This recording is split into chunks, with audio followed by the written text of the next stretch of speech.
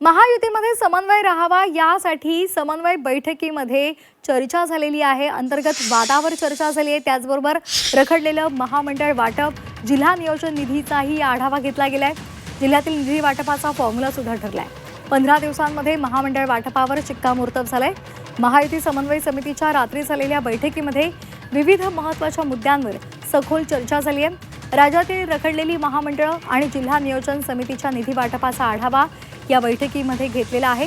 वारंवार सूचना देऊन सुद्धा स्थानिक स्तरावर पक्षांमध्ये धुसफूस सुरू असल्यामुळे स्वतः मुख्यमंत्र्यांनी सर्व प्रमुख नेत्यांना मतभेद टाळा अशा सूचना केल्या आहेत। बैठकीमध्ये ठरल्यानुसार ज्या जिल्ह्यांमध्ये निधी वाटपावरून महायुतीतील घटक पक्षांमध्ये मतभेद उद्भवतील तिथे सर्वप्रथम विभागीय आयुक्तांकडून तोडगा काढण्याचा प्रयत्न होईल।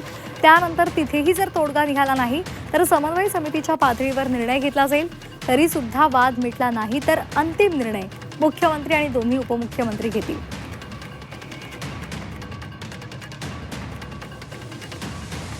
तर आपण पाहतोय इनसाइड स्टोरी। महायुती समन्वय बैठकीमध्ये अंतर्गत वादावर चर्चा झाली।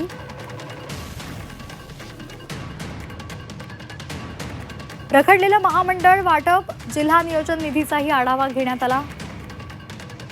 15 दिवसात महामंडळ वाटपावर शिक्कामोर्तब होणार आहे। महामंडळ वाटपासाठी अजून 1 ते 2 बैठका होण्याची शक्यता आहे। जिल्हा नियोजन निधी वाटपाचा फॉर्म्युला सुद्धा ठरलाय। तसंच 70% निधी आमदारांना, उर्वरित 30% पालकमंत्र्यांच्या हाती असेल असंही ठरवलं गेलंय। निधीवरून मतभेद झाल्यास आयुक्तांकडून तोडगा काढला जाईल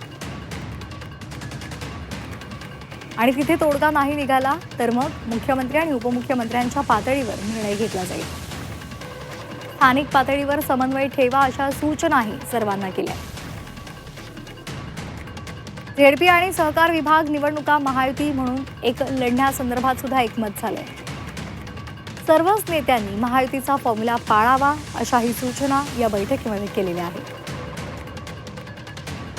मीडियामध्ये अंतर्गत वादावर बोलणं टाळा, एकमेकांवर टीका टाळा असेही निर्देश दिलेत।